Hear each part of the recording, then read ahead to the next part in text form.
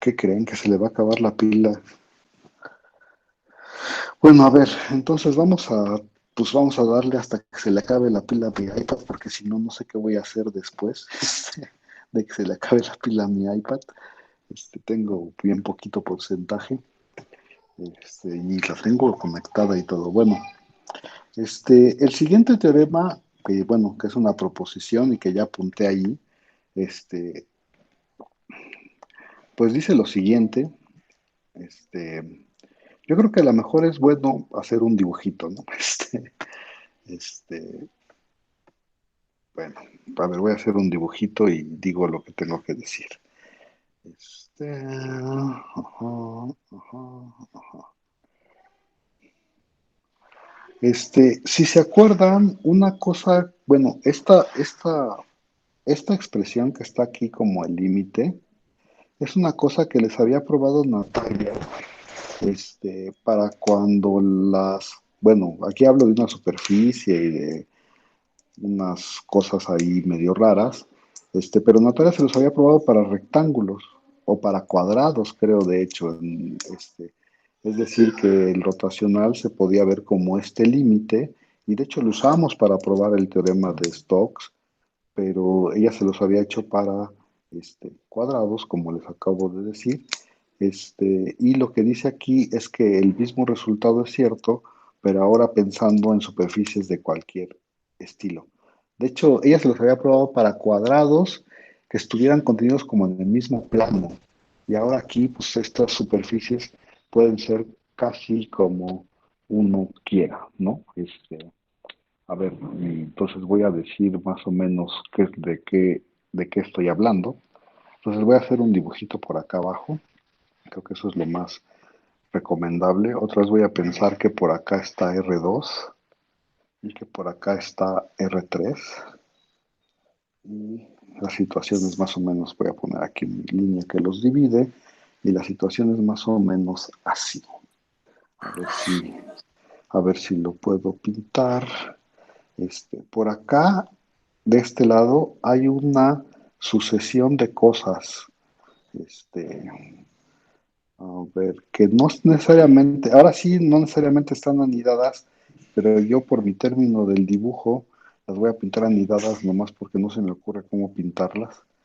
Esa supongamos que es su A, ¿no? Esa es su A. Y estamos pensando que hay unas A epsilons, ¿no? Y los A epsilon ya dije que no necesariamente tendrían que estar anidados, pero yo los voy a pintar así. O sea, tengo muchos de esos que están adentro de A.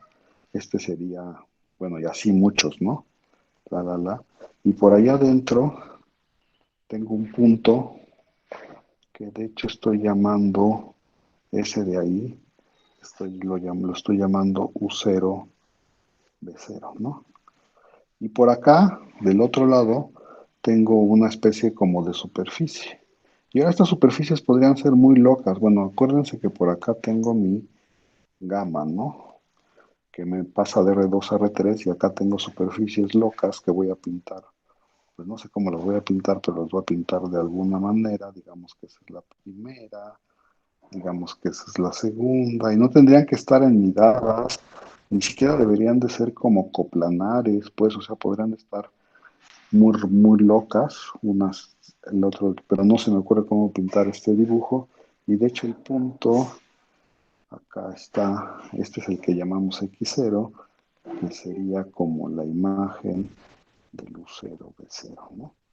Entonces, lo que dice el teorema esencialmente es que si yo quiero calcular el rotacional de este X0, que es este que está acá, bueno, punto n, pero pues el n está dado por este vector, entonces ya está fijo, el n ya está fijo, ¿no? De hecho, ese vector pues va a ser como un vector normal a la superficie acá del lado de R3. Pues yo quiero calcular el rotacional. Lo único que tengo que hacer es calcular, pues lo que dice aquí, ¿no? O sea, calcular estas integrales de línea, o sea, estaría yo integrando. O sea, lo único que tengo que hacer es calcular las integrales de línea de estas cosas, fijarme a dónde convergen, si es que convergen, y bueno, de hecho este teorema nos va a decir que sí convergen, y luego tendría yo que dividir entre el área de, bueno, que para calcular el rotacional yo tendría que hacer este límite.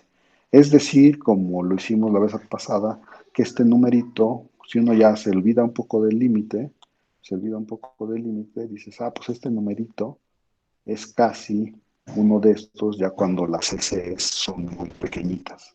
No sé si se entienda lo que estoy diciendo, pero esa es ¿cómo se llama? Este, pues lo que estoy tratando de hacer, ¿no? ¿Y por qué es importante por qué es importante esta expresión? Pues lo que estamos diciendo es, esto nos da una forma de calcular el rotacional, como viendo, ay, es que no sé si se acuerdan que cuando hicieron ustedes el rotacional en el espacio, estaban como suponiendo que todo vivía dentro de un plano y bueno, hay una circunferencia que rotaba allá adentro. Y entonces aquí puedes agarrarte cosas súper generales, ¿no? O sea, sí, cosas súper generales y pensar que el rotacional va a ser como como un promedio de la integral de línea y eso te dice más o menos como cuánto están rotando estas curvas cerradas simples, ¿no? Alrededor de X. ¿Sí me explicó o no me explicó, jóvenes? Pero ahora ya, o sea, lo importante, bueno, ¿por qué sería importante probar este teorema? Porque, o sea, lo que estamos diciendo exactamente es que uno puede pensar el rotacional otra vez como que cosas cerquitas, bueno, curvas cerradas simples alrededor de X, cómo están rotando ahí cerquita de ellas, este, pero esas curvas ya pueden ser unas cosas súper complicadas, ¿no? Súper feas, no sé. Este, pues no sé qué más decir al respecto de este teorema. Creo que con lo que acabo de decir es suficiente, pero no sé, ustedes díganme si se entiende lo que estoy diciendo o no. Nadie dice nada, Sí, sí entonces se supongo. entiende. Sí, sí se entiende o no, jóvenes. O sea, a ver, lo que uno debe de pensar de este dibujo, a ver, voy a pensar en este dibujo, a lo mejor esto les clarifica un poco la situación. No sé si se acuerdan que de hecho, aquí voy a poner como no sé, como un cuadrito, para hacer un dibujo similar. Natalia, en algún momento, cuando estaban aplicando lo del rotacional, les habló de que, pues, ¿por qué no se agarran una cosa en un plano, así en R3, ¿eh? Aquí estamos otra vez en R3, ahí voy a pintar mis ejes, y el punto estaba por aquí, y las curvas que ustedes se tomaban eran, pues, de verdad circulitos, que le daban como, bueno, que estaban contenidos en ese plano y que se iban acercando y así llegaron a su forma del rotacional. ¿Sí está bien o no? Esta es como una figura plana, bien planchadita de este dibujo, ¿no? Del dibujo que está acá abajo. ¿Sí está bien o no? Y el dibujo que está aquí abajo ya les dice, pues no importa si la cosa era plana, con que fuera una superficie ahí bien rara, no importa. No importa si los círculos eran círculos de verdad, solamente hacer curvas cerradas simples que ya ahora podrían ser muy locas y no tendrían por qué estar contenidas en el plano, ¿no? Y ustedes dedujeron el rotacional, pues de esta manera, ¿no? O sea, en un plano, con circunferencias bien bonitas, y entonces lo que están diciendo es, pues si tú te pasas a una situación que ya no sea plana y que ya no sean circunferencias, igual el rotacional se puede calcular exactamente de la misma manera. ¿Sí o no? Sí, más o menos. ¿Y por qué es importante eso? Voy a tratar de decir una cosa de por qué es importante eso. Porque, por ejemplo, si ustedes quisieran calcular el rotacional, no sé, en una esfera, o sea, dices, pues qué tal si yo tengo por ahí una esfera. Voy a pintar nomás un cachito de esfera. Y yo quiero calcular el rotacional en un punto, ¿no?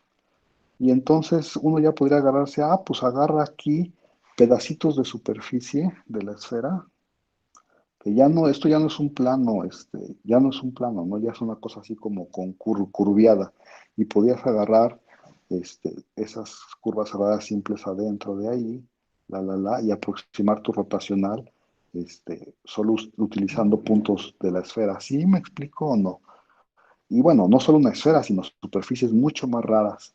Uno sigue teniendo esta forma de calcular el rotacional, ¿no? Que es como aproximándose con curvas cerradas simples, y acuérdense que más o menos físicamente lo que eso significa es que las curvas cerradas simples alrededor de ese punto giran como dice el rotacional, ¿no? Sí, más o menos me explico. Y a ver, ¿y por qué a uno le interesaría hacer estas cosas?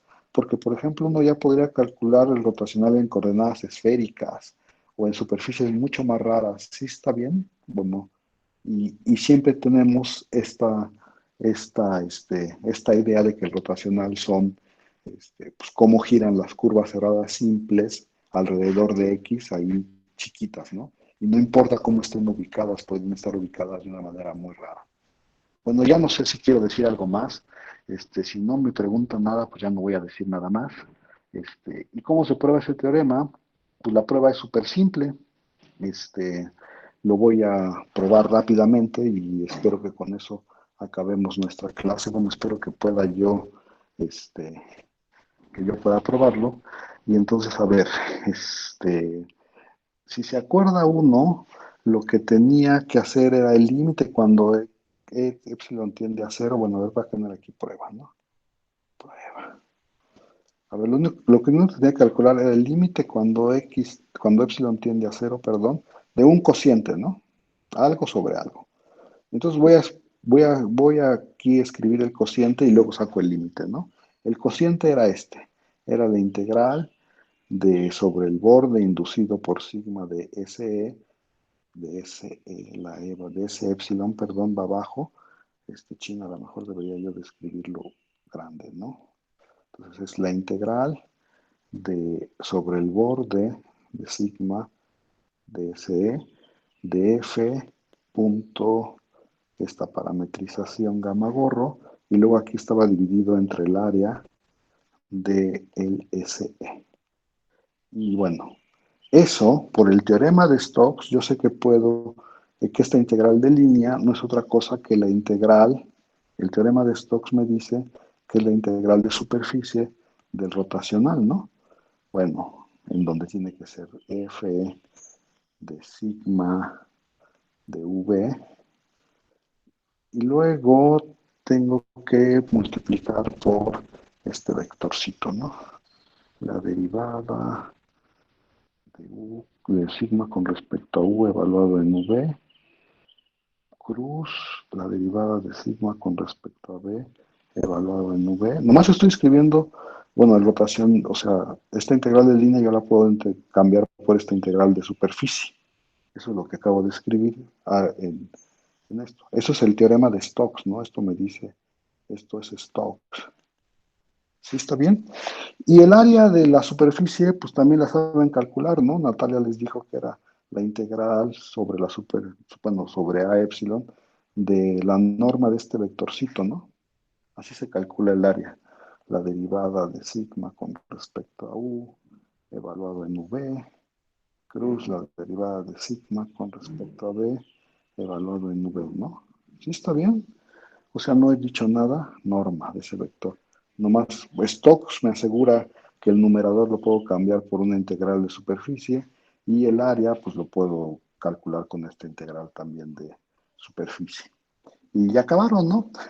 Porque aquí ponemos un igual y este igual es ¿se acuerdan que se decía el teorema del valor, ay, ¿cómo se llama este? Del valor promedio, creo que se llama, que dices, yo sé que esta integral es lo mismo que evaluar la función en un punto, lo voy a poner de una vez, evaluar la función en un punto, aquí me comí la F, perdonen ustedes, evaluar la función en algún punto que le llamamos casi siempre sigma epsilon, sí epsilon, perdón, este, evaluar la función en un punto. La función es todo esto, todo lo que está aquí adentro es la función a la que le estoy aplicando el teorema del valor promedio. Entonces aquí tengo que poner la derivada de U evaluada en el sigma epsilon gorro, en el xi gorro, perdón, epsilon. Y esta también la tengo que evaluar en el xi gorro epsilon. ¿Sí, ahí vamos o no? Y también le puedo aplicar el teorema del valor promedio, ¿no? Y entonces aquí a la de abajo, y entonces eso tendría que, eso sería lo mismo que evaluar la función, a ver, en un eta gorro le llama Páez, cruz, en un eta gorro epsilon. Y lo único que se pide aquí es que el eta, el xi gorro epsilon y el eta gorro epsilon estén en el dominio de la función, que en este caso se llamaba a epsilon, ¿no? ¿Sí está bien o no? Y eso es el teorema del valor promedio. Y ya acabaron, ¿no? ¿Por qué? Ahora sí tomen el límite cuando epsilon tiende a cero de esta expresión, ya no la voy a volver a escribir porque está aquí arriba, de esta expresión, de lo azulito, y entonces uno recuerda cómo eran los A epsilons, entonces a ver, voy a regresar acá a al otro dibujo. ¿Se acuerdan qué pasaba con los A epsilons? Este sería, a ver, voy a poner aquí, este sería un típico A epsilon, ¿no? Este, o sea, estoy pensando en este de aquí, ¿no?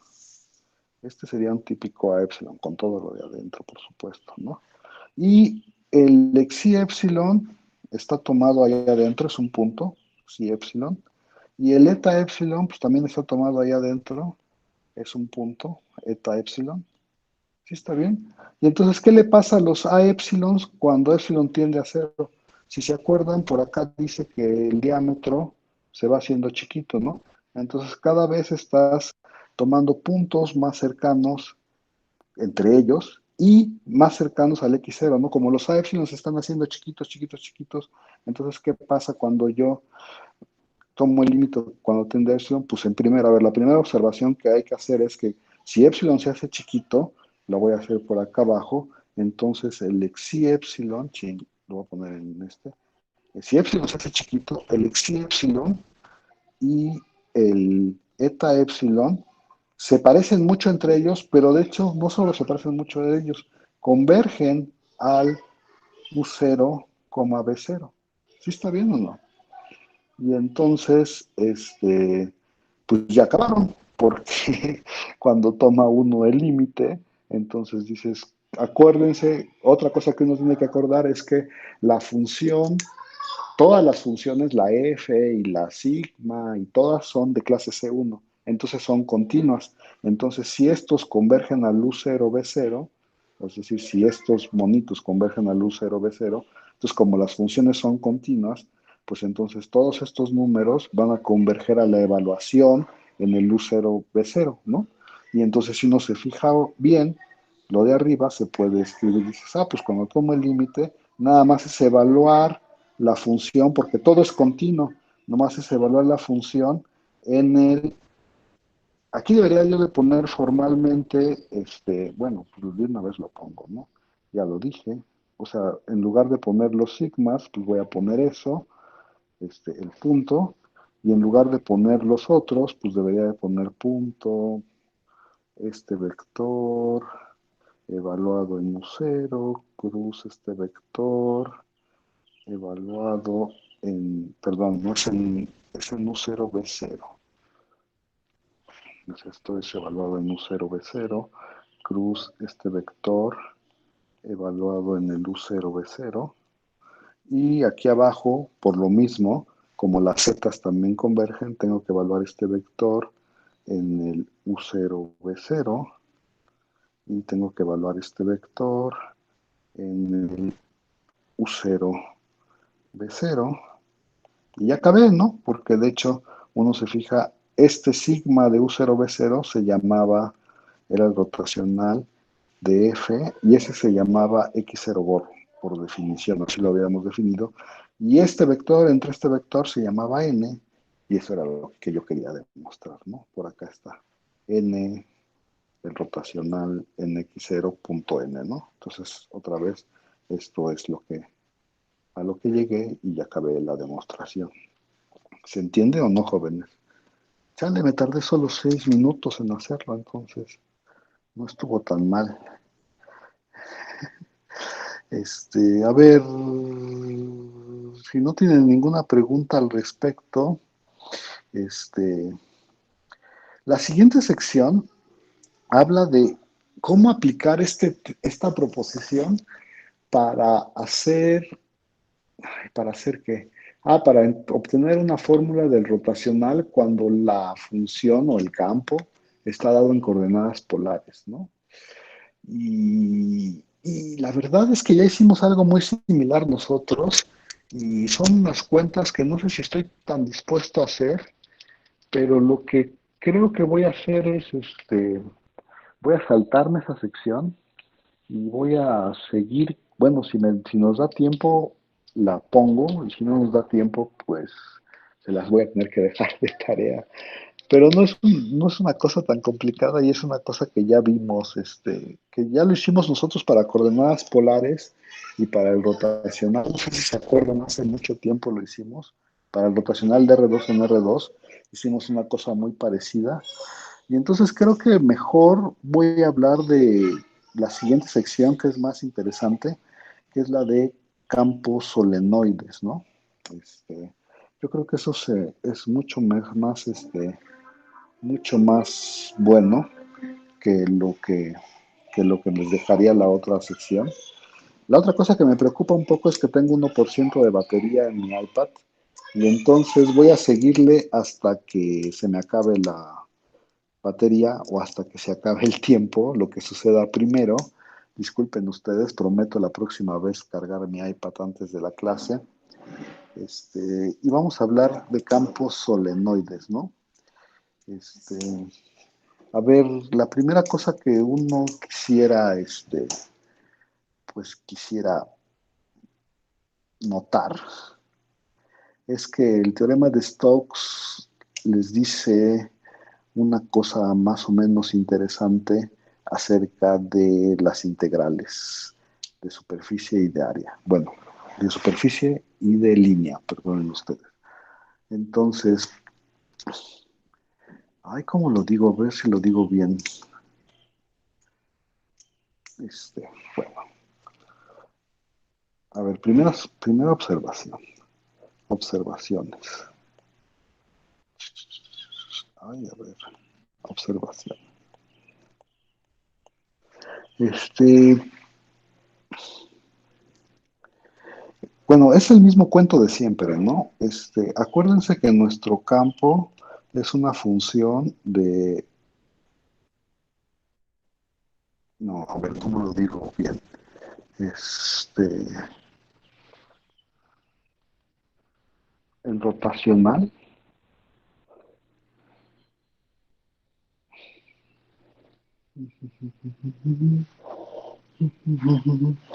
ya me confundí y no sé por qué me estoy confundiendo.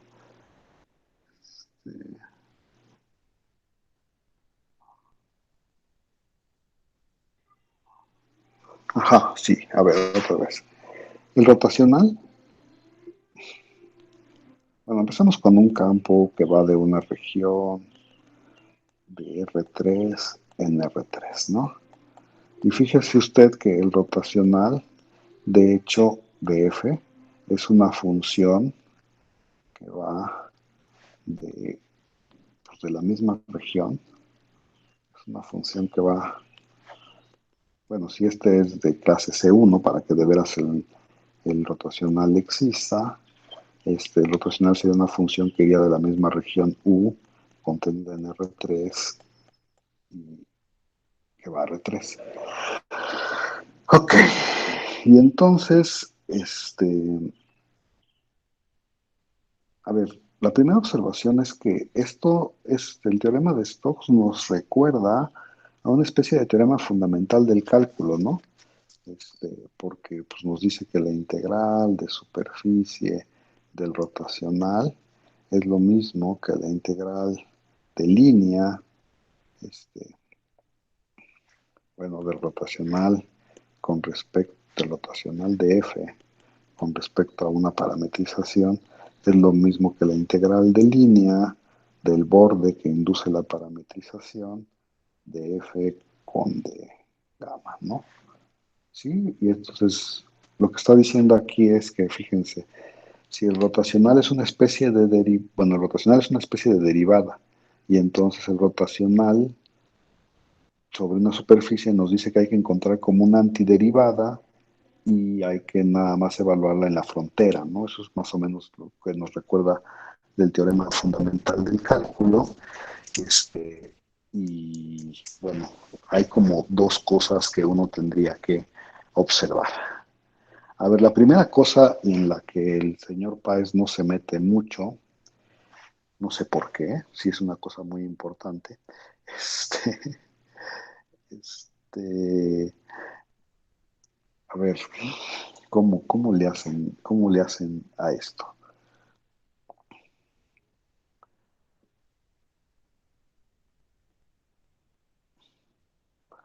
¿Cómo le hace uno a esto?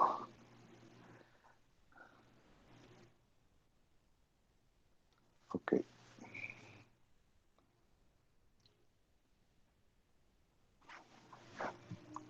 Ay, estoy confundido y no sé por qué. Déjenme pensarlo un minuto.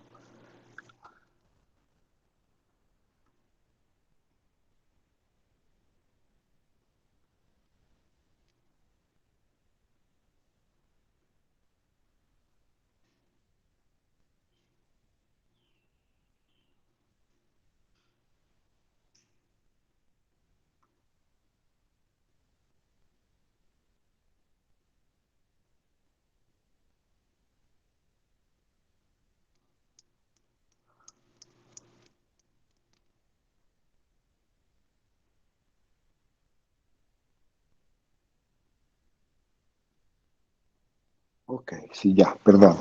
A ver, la primera cosa que uno dice cuando hace esto del rotacional, este, a ver, ¿todo el mundo recuerda qué significa que un campo sea conservativo?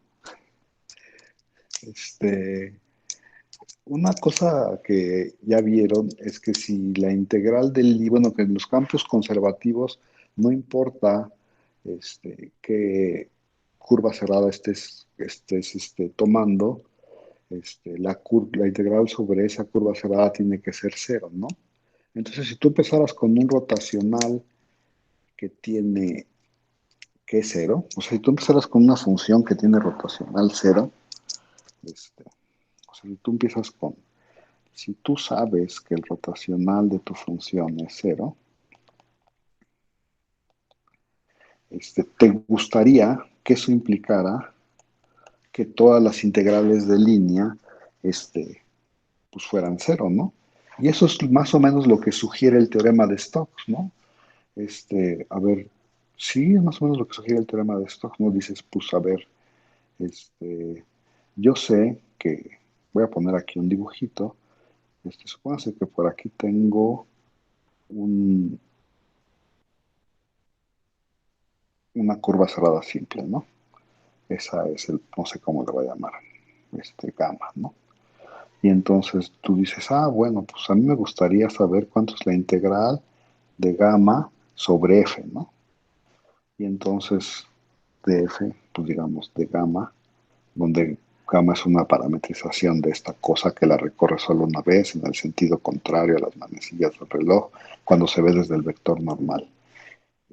Y entonces tú dices, bueno, el teorema de Stokes me sugiere que si yo pudiera encontrar una superficie de tal manera que la frontera, bueno, que el borde de esa superficie fuera gamma, entonces, si yo pudiera integrar el rotacional de f, si yo fuera capaz de encontrar una superficie que su frontera fuera gamma, y entonces el teorema de Stokes me diría que esta integral es esta, ¿no? ¿Sí? Y pues estoy diciendo que el rotacional es cero, entonces esta función debería de ser igual a cero. ¿Cuál es el problema en ese argumento, jóvenes, que acabo de hacer? O sea, la pregunta para ustedes es, de que el rotacional sea cero, yo puedo concluir que entonces cualquier integral de línea sobre una curva cerrada simple de f es cero. Y entonces tienen que contestarme, porque si no me contestan, no puedo decir nada más. No, ¿Por qué Solo no? si es ¿Cuál es una el...? región simplemente conexa o estrellada. Exactamente, ¿no? Eso es como el primer punto, ¿no? Uno dice, bueno, ¿y será que siempre puedo encontrar aquí dije, si yo de pura casualidad pudiera encontrar esta superficie de tal manera que su frontera fuera gamma, o sea, es decir, si yo pudiera rellenar esta cosa, ¿sí? Y llamar ese al relleno, pues, y decir, bueno, si yo puedo rellenar todo eso, entonces ya podría aplicar el teorema de Stokes y obtener esto cero, ¿no? Pero pues resulta ser que no siempre se puede, ¿no? Porque, pues, ¿qué tal si no tienen, si tienen por ahí un hoyo que les estorba para rellenar esta superficie y pues no puede? Y entonces la primera pregunta, bueno, lo primero que uno quisiera hacer, el teorema más general, como dijo Aldo, creo, ya no supe quién lo dijo, el teorema más general va a decir que si tu región o donde está definida esta F es una región simplemente conexa, sí puedes encontrar esta superficie de tal manera que, pues, que su frontera es la sigma y entonces que el rotacional sea cero, sí te va a implicar que cualquier integral de línea va sobre una curva cerrada simple va a ser cero y eso te dice que tu campo es conservativo. ¿Sí se entiende lo que estoy tratando de decir o no, jóvenes?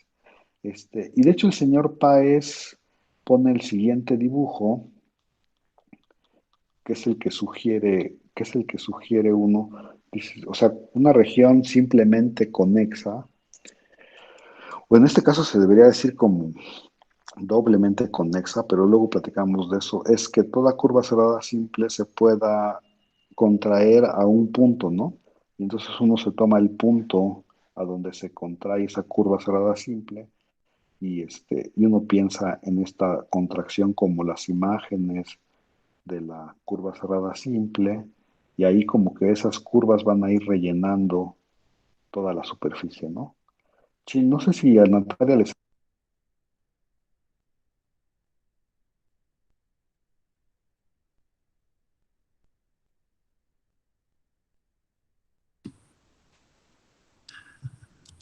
Hola, ¿me escuchan, jóvenes?